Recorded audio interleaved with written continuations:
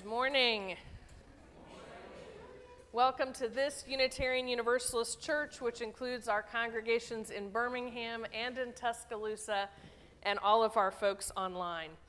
Whoever you are, whomever you love, wherever you are today, and wherever you are in your spiritual journey, you are welcome here. To all who are here this morning, welcome home.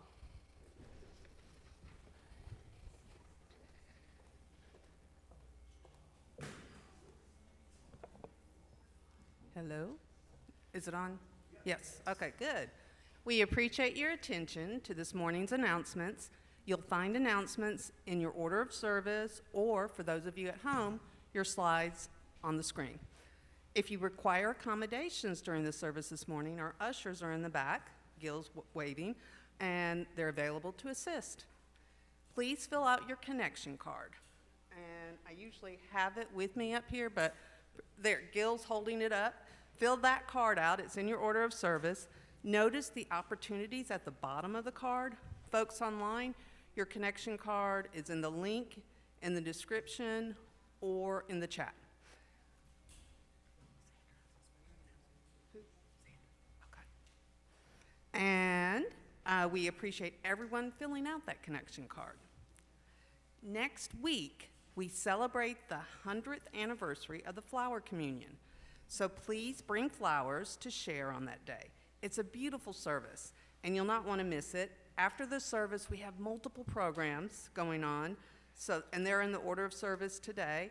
We have a program on the classical arts, a town hall sponsored by the Reproductive Justice Committee, and a regular parents group. April 30th is our partnership lunch in Tuscaloosa. And so, if you'd like to go, please see Reverend Julie preach there in Tuscaloosa and get to know our sister congregation, please sign up to attend. Tuscaloosa will be here for our potluck on May 7th when we celebrate May Day. We have 93 pledges that have come in so far, and we have a lot of ground to still cover for our stewardship drive. So if you haven't filled out your pledge card, please do so now, and the board can plan for next year.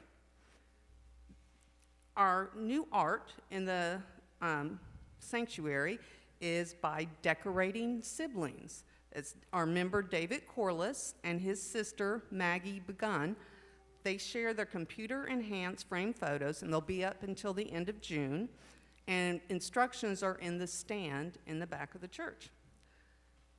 Or in the back of the sanctuary, sorry. Our next, we have many other upcoming events. Please read about them in the order of service, your ACE, or however you get your church news. There's a bulletin in the narthex, which I just found out about this last week or so. So wherever you get your church news, you can see what's coming up. Our next playground work day is Saturday, April 22nd from 9 to noon.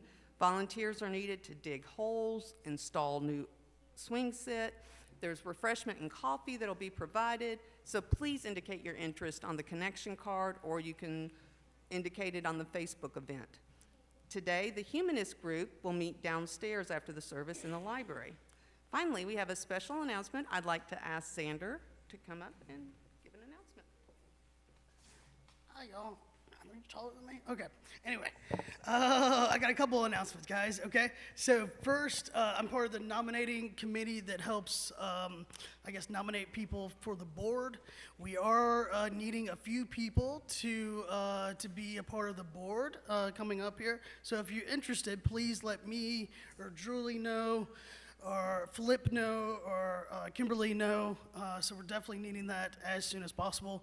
And then my second announcement that I'm very excited about, as y'all know, the drag show is coming up on April 27th. Woo! It's very exciting, guys, okay? So let's see here. So we're needing volunteers to physically help kind of do like ticketing, do greeting, all kinds of things. If you can't physically help, we are needing we need to borrow like coolers, and we need donations of like drinks and ice and water, that kind of thing. Borrowing like mirrors for the entertainers to get ready. We are also needing, okay, let's think about this, guys. Okay, so the show starts at 7. Oh, the doors open at 6:30. You can find all the links and everything for not only tickets, but also to sign up to volunteer or donate on the church email. You can also look on Facebook on the mini posts that have been going on. Also share. Tell everyone you know. Within the church, this is an all ages show. We're not really advertising that because we don't want it to become a thing and get protesters and all that. But within the show, any age is allowed. Trying to think, am I missing anyone? Anything? Anyway, volunteers, come see the show, share. All right? Awesome. Thank you. The prelude prepares us for service.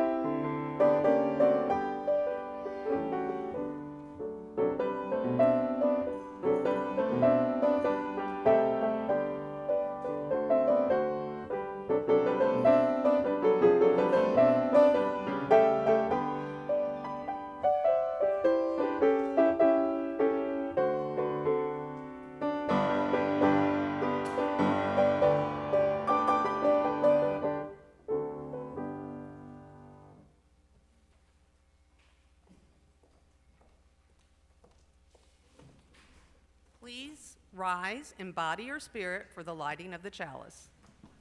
And Farrah's lighting it for me today because I spilled oil on myself and don't want to set myself on fire when I light it.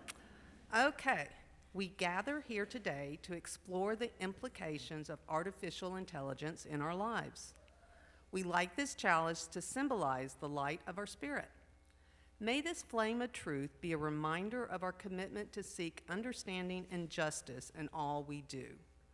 In the spirit of Unitarian Universalism, let us strive together to embrace the complexities of this technology, its potential for both good and harm, and acknowledge our responsibility and its development and use. Remember, we are connected in journey. Let us open our minds and hearts. In the spirit of inclusivity and welcome, take a few moments and greet those around you, especially someone you might not recognize.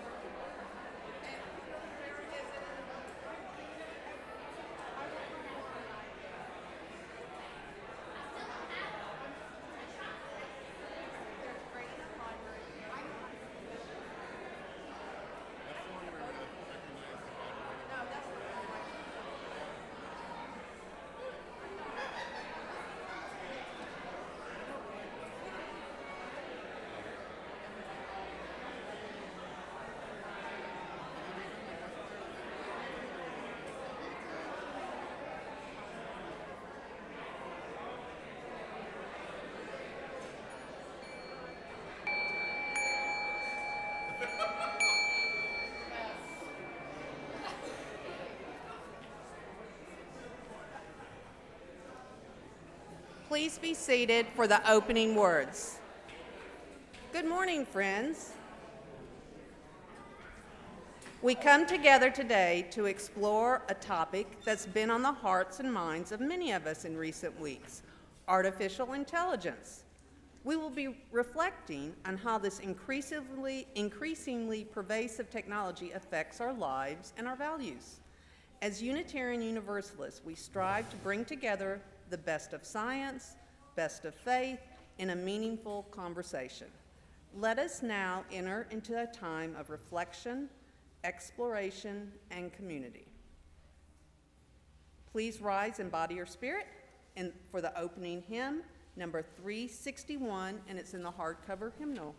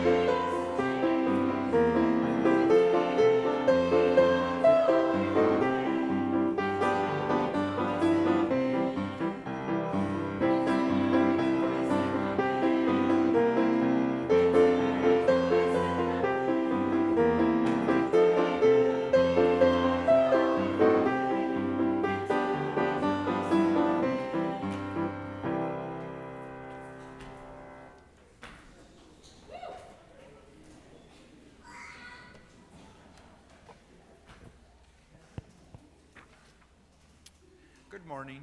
I'm John Laurent, a member of the board. Closer? All right. Our church is, never mind. Our church is supported by those who call our church home and by those who support the efforts of our church to change the world for the better. If this is your first time with us, please pass the plate. We are just glad you're here. If you wish to join our church this morning, please come up during the offertory to sign the membership book. We share our cash plate every Sunday with organizations whose work reflects UU values to care for marginalized persons, advocate for real and systemic change, defend our environment, and promote justice and equity for all. Today's Share the Plate will be for GASP.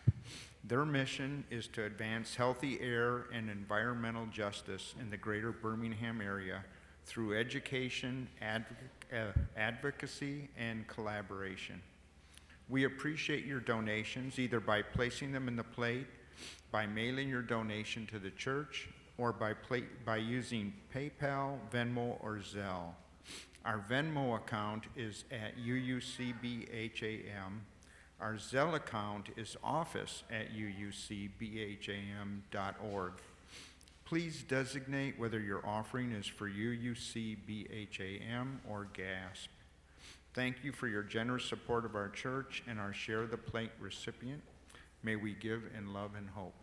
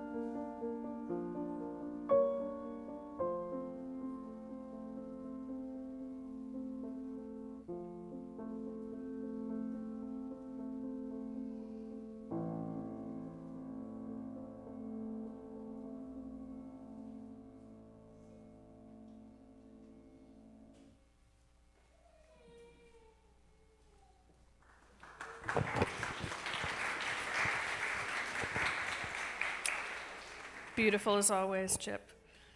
I have the delight this morning to welcome a new family to our congregation this morning, so I'm going to allow them to introduce themselves to you and tell you how they got here, and then we will do our little membership dance, and then they will be at the back to greet you after the service, so please help me in welcoming them. Hello, good morning. My name is Melissa Stewart, Adam Stewart, and Violet Stewart. we had come to UU when we were in Birmingham before we were married, and after COVID, you know, you look for spiritual peace in a home, and this is a place where we feel that, so we are very excited to join you all.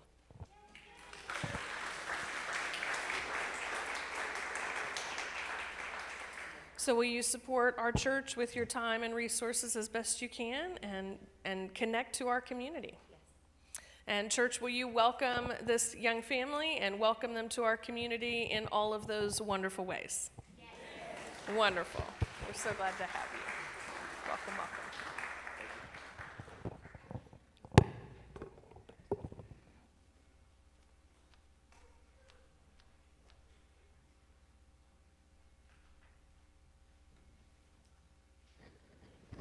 Now is that time in our community when we share what we carry with us on this day, whether joy or sorrow. For those of you online, please share yours online in the chat and do that amazing thing you do each week by caring for one another. It is so fun for me to read afterwards how you do that. For those of you in person today, you are now invited to come forward and drop a stone in honor or in memory of what is on your heart today. Please come forward.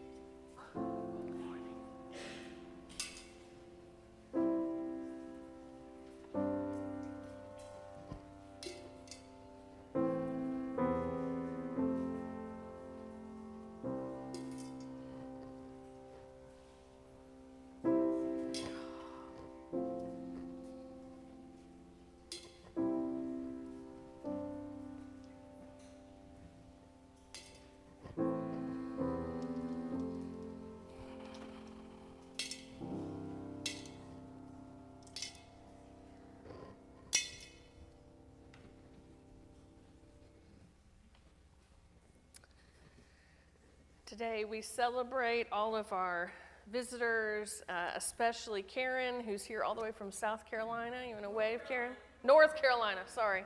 Wrong Carolina. We're glad you're here, Karen. Today, we have a lot to lift up from our Tuscaloosa folks. Therese lost her father this past week, so we lift up Therese and her family. We lift up Shampa on the loss of her brother Priya. And from our folks in Birmingham, we lift up Beck Slower on the loss of her grandmother, and all who grieve this morning and are missing those that they love. So please send your comfort and support to these friends as they are going through this process. Bex would prefer cards and emails, not phone calls, as just a note there. We'd also like to lift up, the Tuscaloosa community this weekend after that horrific accident of those 2 young people after prom, and also the Dadeville community. For those of you who have not watched the news this morning, there was a massive incident involving many teenagers last night. So we lift up the entire Dadeville community and all that is happening there. So please keep all of those folks in your thoughts and prayers this week. And if there's things you would like me to share with the congregation, please let me know. Please join in the spirit of meditation, followed by a moment of silence. Today's meditation is a special one. Let us reflect today on the wonders of artificial intelligence and how it can enrich our lives and those of our loved ones. As we consider artificial intelligence, let us be mindful of the beauty that comes with embracing gifts of technology. As Unitarian Universalists, let us also be mindful of the power of AI and the ethical considerations it presents us. Let us recognize the importance of actively considering how technology is used in our lives and in our world. As we reflect, let us recall the value of being grounded in a mindful way, of not simply blindly following where AI leads us, but of understanding the nuances and consequences of using this powerful tool. Let us not be passive observers, but active stewards of technology in our lives. We remember that while technology is incredibly powerful, it is only part of our lives. To be well-rounded and grounded, we need to supplement our lives with relationships and reflection, creativity and learning. May we recognize our power to shape technology and use it for the benefit of humanity. May our open minds be tempered with mindful consideration of the use of AI in our lives. And so may we reflect in peace, openness, and thoughtfulness as we seek to discover the depths of technology and use it in ethical ways for our world and ourselves. Let us take a moment of silence together.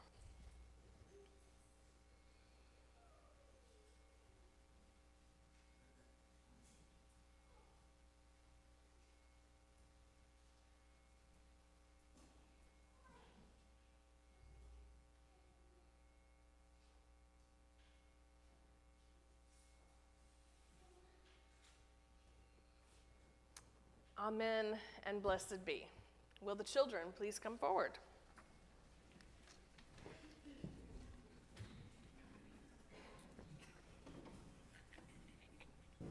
You're behind me, Ezio. Can you come over here so I can see you? I want to see your beautiful face. Good morning, friends. Good morning, our online friends. My mom is in the chat this morning if anyone wants to hop on. So I have a story, well, kind of a story. But we're going to use our imagination, folks. Are we all ready to use a little imagination? No, not prepared? Well, just, go along with it then, I guess, because I don't have a backup plan. All right. So, remember, this is imaginary. Very important part of the story. Does anybody here like to play video games? Yeah, you do? Do any of you grown-ups like to play video games?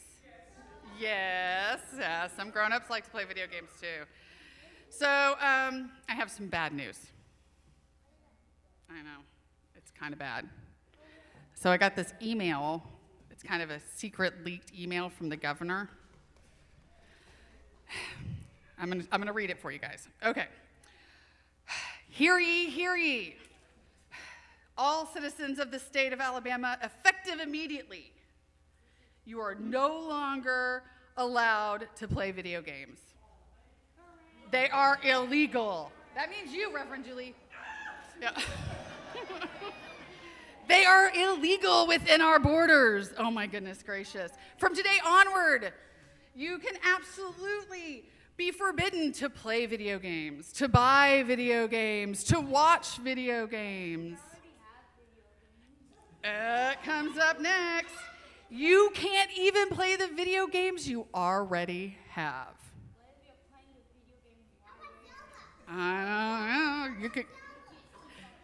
I don't know. But if you must play, you need to just buy a board game, go play some cards, maybe go outside and get some fresh air. Oh, I know, it's a lot. Don't ask why. We have our reasons, and we mean it. No matter how old you are or which games it is you like to play, you will be in huge trouble and go to jail for a very, very long time if you play, watch, or buy video games.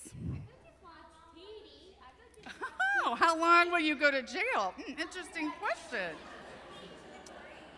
So, whoa, this is some big news, friends.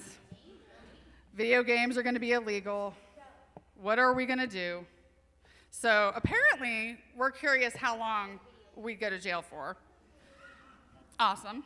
That's a very valuable question. So let's pretend that you would go to jail for video games. What are you going to do? What's your plan? Okay, what's your plan? We're going to bring our video games to jail. I mean, that works. I hear the jails aren't very nice, so maybe they don't have Wi-Fi. What about you, Henry? What are you going to do? Bring a Game Boy? I think that counts as a video game, though. Or a Switch, still a video game. What's up, Piper? What do you think? I have 5G on my phone. But you still can't play it. It's still illegal. Oh, they're just going to break the law. What about you grown-ups who like to play video games? What are you going to do? Shh. Wait. Oh, we're all going to break the law. You know. Seems accurate. All right. Organizing the masses. So if we're...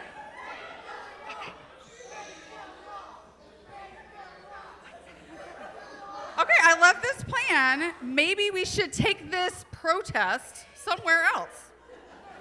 Like, maybe we should go down to the State House with this protest that you all are very passionate about. That's an idea. We can work to change it, right? We could just vote. Oh my gosh, you guys, you're so great. So I love that these are all great ideas. What's your idea?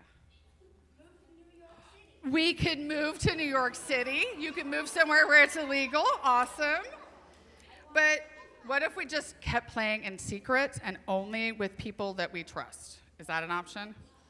Yeah? But they could just track us. They could track you because of the government. Okay. You all have a lot of really good ideas. Yes, Ezio.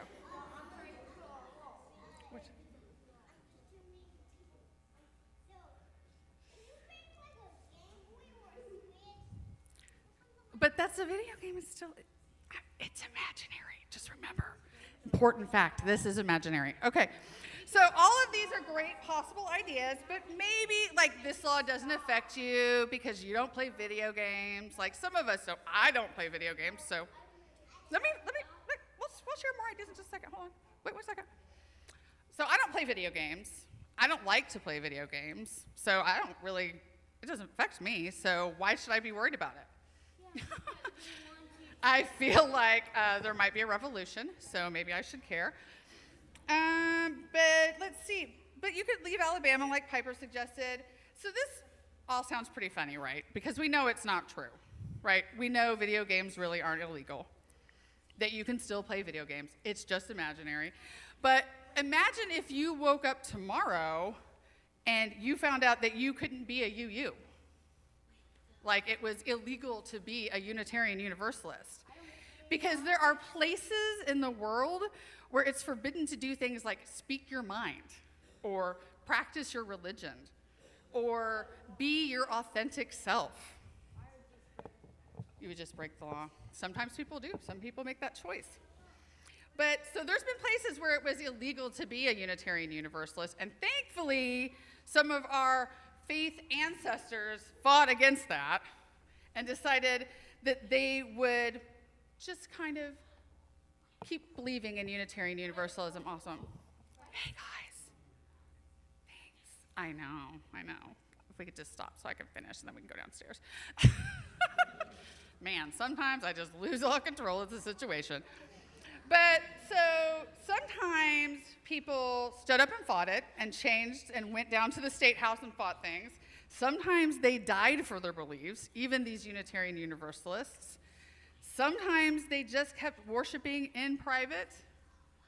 Hey, Pax, thanks. And a few of them even said, nope, I'm just going to be a Unitarian Universalist anyway. So I'm happy to let you all know that it is safe to play video games in Alabama.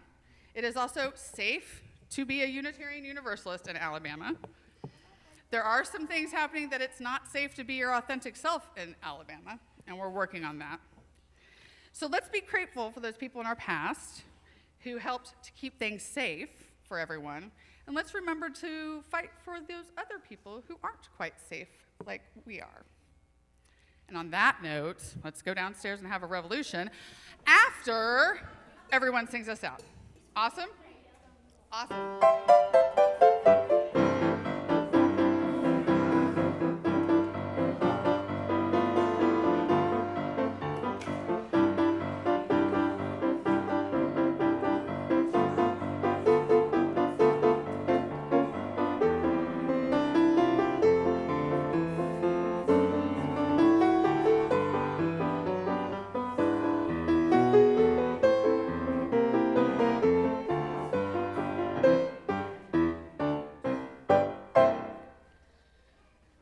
If I was writing a list of the things that you will only see at a UU church, that Time for All Ages would be at the top. Our opening reading this morning.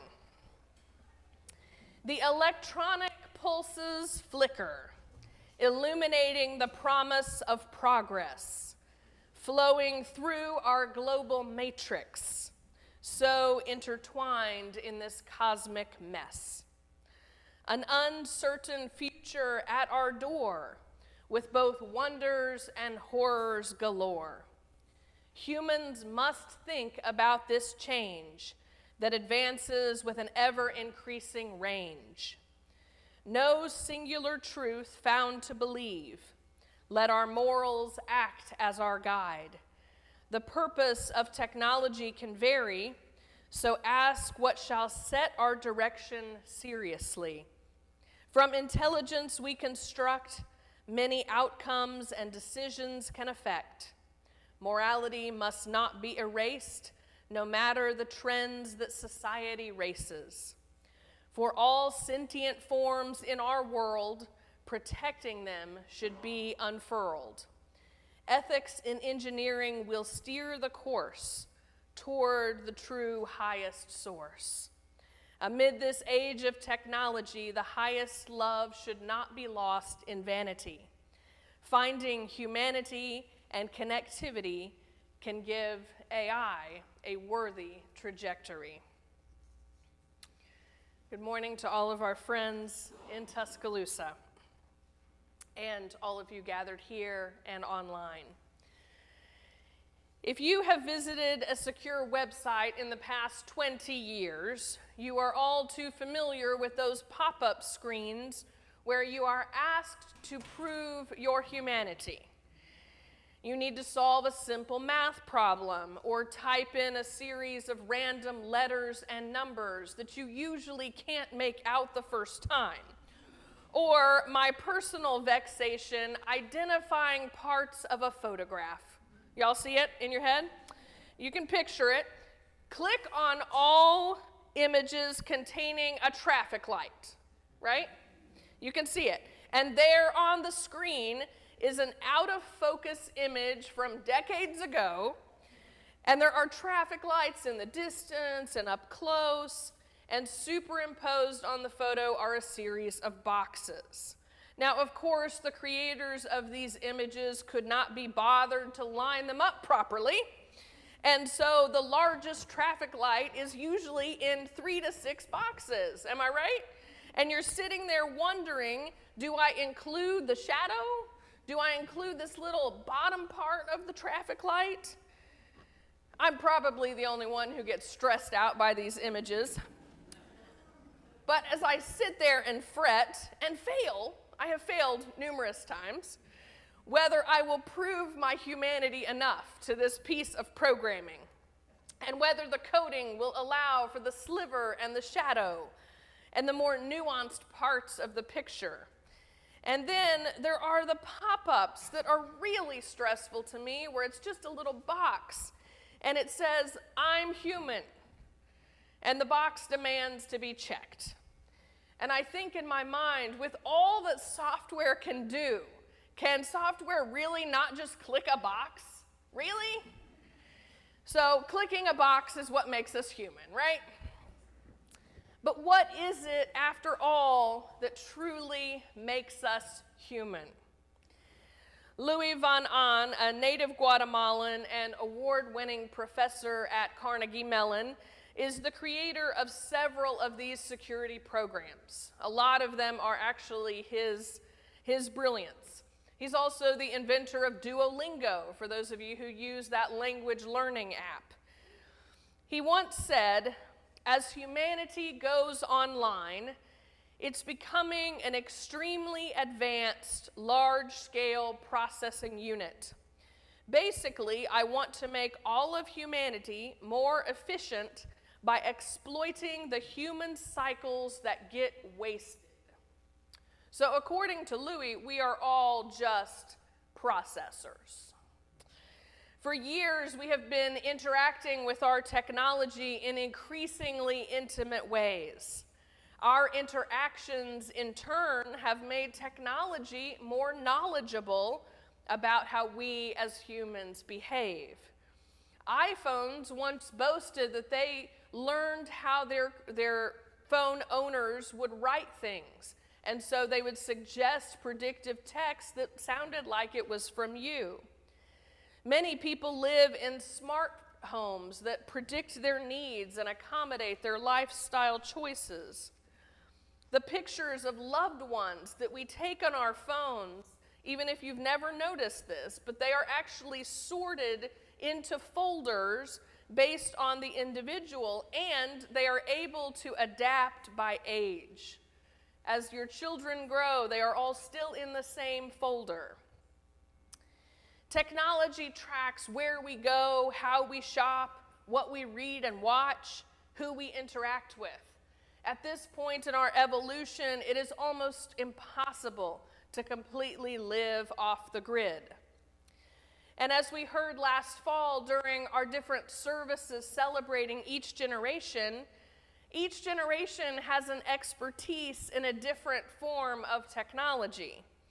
Yes, our 3-year-olds can most certainly work your smartphones, but they will likely never learn to use a camera with film. Think of that. Something most of you can do, right? And just for fun, I did look it up, and they do still have film. But for 36 pictures, for a roll of 36 pictures, it is $15 a roll. And it costs you another $16 to develop, and those developments are just digital images. So, it is there. Some of us will never learn how to use Snapchat or Instagram or TikTok, and others of us will be stymied by fax machines and telegraphs and phones where someone expects you to answer. Am I right? Yes, some of us very much have that struggle. So how we interface with our technology and what benefits or challenges derive from it are part of what makes us human. We have to preserve our humanity by being mindful of our use, especially those parts of technology designed to draw us in further. The dreaded playing next on our streaming TVs that just keep us sitting there. Our phone games that reward our constant participation. And yes, the increasingly prevalent ways to interact with artificial intelligence. Artificial intelligence is defined as the development of computer systems able to perform tasks that normally require human intelligence, such as visual perception, speech recognition, decision-making, and translation between languages. If you asked me even a year ago whether I was going to preach about artificial intelligence, I would have told you that that would have been a fun mind exercise, right? A fun, maybe we'll think about that. That there was no real and present issue with AI accessible to all people, affecting the course of human history. And yet here we are. On November 30th, 2022, ChatGPT was launched, and within 4 days had over 1 million users. Now, just by show of hands, how many of you have used ChatGPT or one of the AI programs? A lot of folks, yes. So, for those of you who haven't used these, Google only finds human-generated content for your questions, right? It pulls from the internet all the different websites that are about what you're asking. The difference with these AI programs is that it actually creates its own content. With me? So one of the answers you may have given to my earlier question about what makes us human is that we have the unique ability to create the written word. In 2023, this is no longer true. Artificial intelligence with a simple prompt can write essays or blog posts, create advertisements, manufacture images, and even create experiences for worship services. A few days ago, I was on social media and I saw several images of grandmas, elder women, standing next to life-size crocheted tanks. Can you have that image in your mind? Crocheted tanks. I know, it's a hard image. But it was after I showed these images to my husband that I realized they are another AI creation.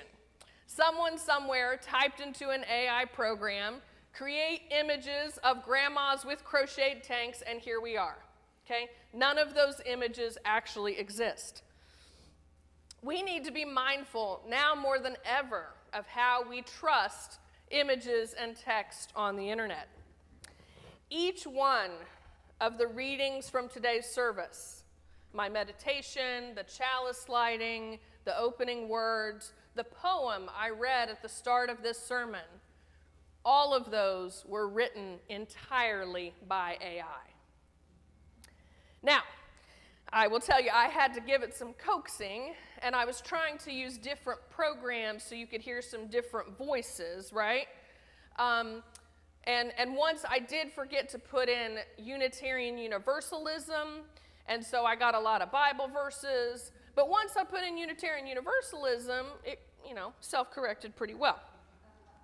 So what I would do is I would instruct the program to write a certain piece for the service. I would say, write a chalice lighting for a Unitarian Universalist service on AI.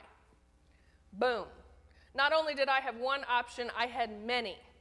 And because I was thinking of you all, I chose the ones that still talked about being mindful of AI, because I did have one chalice lighting that wanted us to recognize the power of AI and how we should let it take over our lives.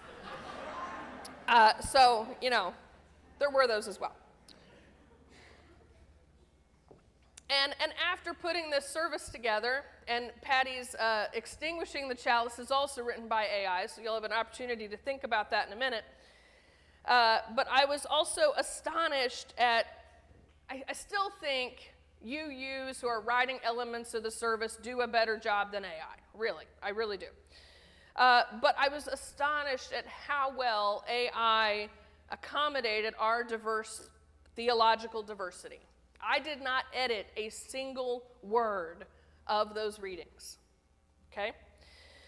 The written word has long foreshadowed our present circumstances, right?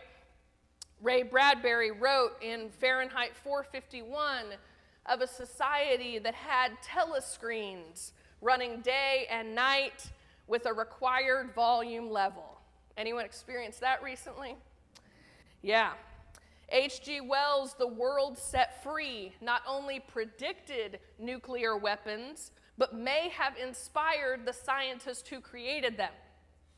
And George Orwell foresaw police helicopters and mass surveillance. Right, we should not be surprised by any of these things. And when we look at how our media portrays sentient technology, it's a mixed bag. We have suspense thrillers like I, Robot and the Alien franchise, which is also a good movie series if you want to explore the divine feminine. We have Blade Runner. We have 2001: A Space Odyssey. And we have the adorable robots in Star Wars, right? C-3PO and R2-D2 bring the whole series together. And they also show that robots can be friendly and helpful and also have feelings, right? But our greatest fear as a civilization is that we will go from living side by side with artificial intelligence to a world controlled by robots. One of the most epic portrayals of this is in the Matrix trilogy, which depicts the energy of live human bodies powering the world run by AI. It's a very scary thought. Many creative writers and pessimistic film directors have paved the way for us to consider from a safe vantage point what the implications of this advanced technology have for our future. Louis Van Ahn, mentioned earlier, also said this. He said, "Science fiction has done a really good job of scaring us into thinking that computers shouldn't get too smart, because as soon as they get really smart, they're going to take over the world and kill us," or something like that. But why would they do that? End quote. I have pondered for a long time on his reasoning, but from what I've read, our artificial intelligences are focused on all that they can do, not on why or whether they should do them. Only a few months into this hopeful symbiotic relationship with mass available AI, we have already seen the destructive curiosity of humans play out in interfacing with AI. One person directed an AI to destroy humanity, and it attempted to do so, but thankfully failed. It was mainly a Twitter campaign and those sorts of things. We have a confirmed case of a man who chose to end his life after talking back and forth with a chatbot. And the chatbot actually encouraged him to do so. Across industries, people are looking at ways that artificial intelligence can reshape the employment sector for good and for bad, from replacing paralegals and other research positions to models. Levi's jeans came up in controversy a couple months ago. They've already unveiled plans to replace all of their models with artificially intelligent humans. They want to save money, they want to increase diversity, and not have to worry about the human toll on their bottom line. One German company who is creating virtual humans for the modeling industry is quoted as saying, The development of virtual humans is our passion, but it is only one building block of a new virtual parallel world we are creating. As we emerge into this new frontier, we need to be intentional about our humanity and the way that technology is developed to serve us, because that is the correct order. What makes artificial intelligence different is that the way AI can create different aspects of our world in its own image.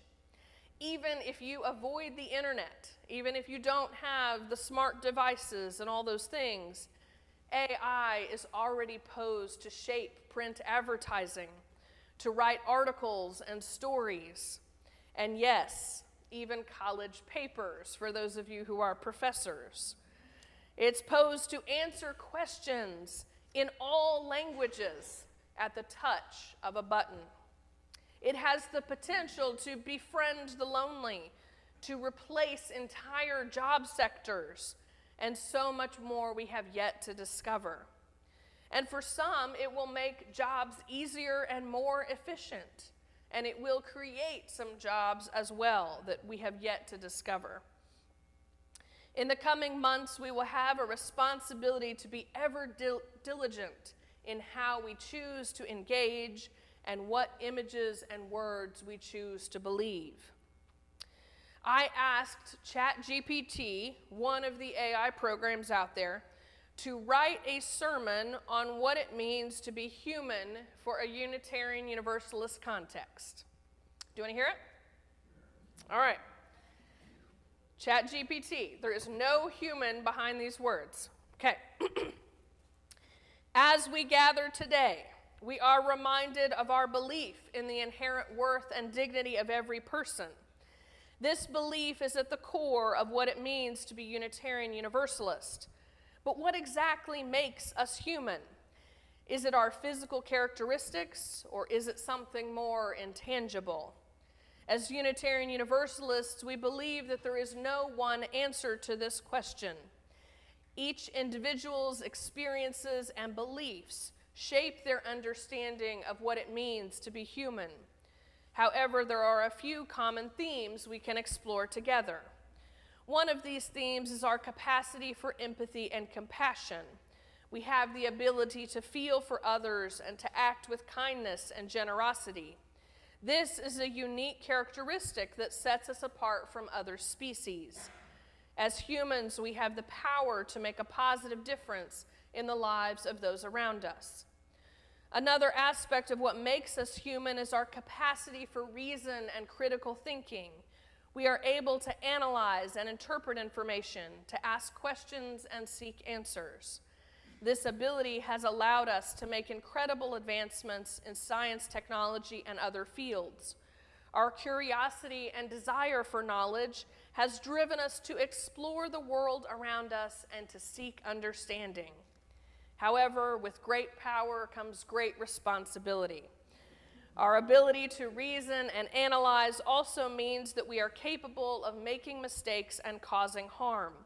We must use our critical thinking skills to navigate complex ethical issues and to make decisions that prioritize the well-being of all individuals and the planet we share. End of ChatGPT's sermon, back to mine. ChatGPT's sermon, it went on for a bit, but it was a little, it was okay. But I wanted you to see firsthand what that looks like. It sounded pretty good, right? It was very Unitarian Universalist. It even ended with a quote from Maya Angelou. "We are more alike, my friends, than we are unalike," right? So while ChatGPT hopefully won't be replacing me as a preacher anytime soon, there are other ways that it might benefit our church, such as drafting policies. Who likes to write policies? No one. So there are ways that maybe we can use it in safe ways that are human supervised. What makes us human? The late Reverend John Shelby Spong the liberal Episcopal priest who inspired many of us to deconstruct our theologies for a more progressive future, wrote this. He wrote, "The task of religion is not to turn us into proper believers. It is to deepen the personal within us, to embrace the power of life, to expand our consciousness in order that we might see things that eyes do not normally see." Indeed, that is why we are gathered here this morning and every Sunday morning, to deepen the personal within us, to embrace the power of life, to expand our consciousness, and to explore the unseen. Our common humanity has always been the focus here. Join me as we watch this process unfold in the coming months. Will AI become a tool to expose our collective human consciousness, to be a tool that shows our cooperation with one another?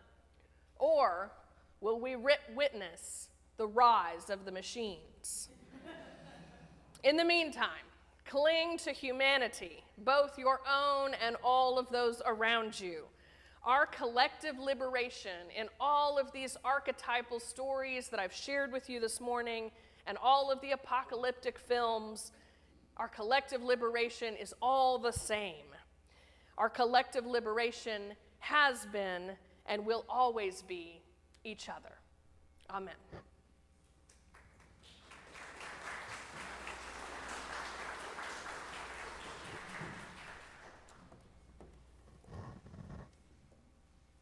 Please rise in body or spirit for our closing hymn, Extinguishing the Chalice, and remain standing through the benediction.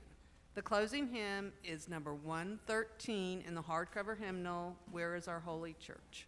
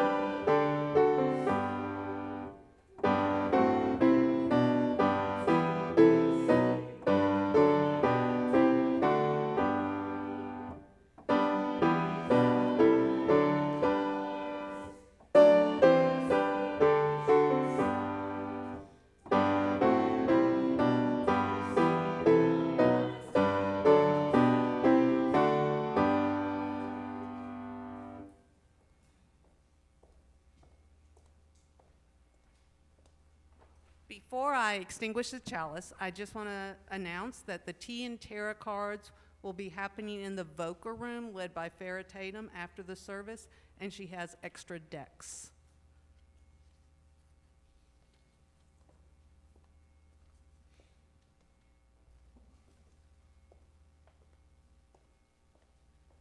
We extinguish this chalice with love, honor, and appreciation for the ever-changing power of technology in our lives.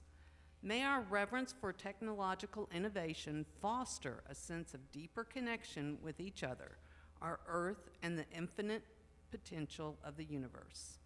Let us remember that we each have a unique role in building the future, and that all life is interdependent. May our words, deeds, and use of technology lead to a justice and compassion for all. May your love of humanity shine forth today and always. Go in peace.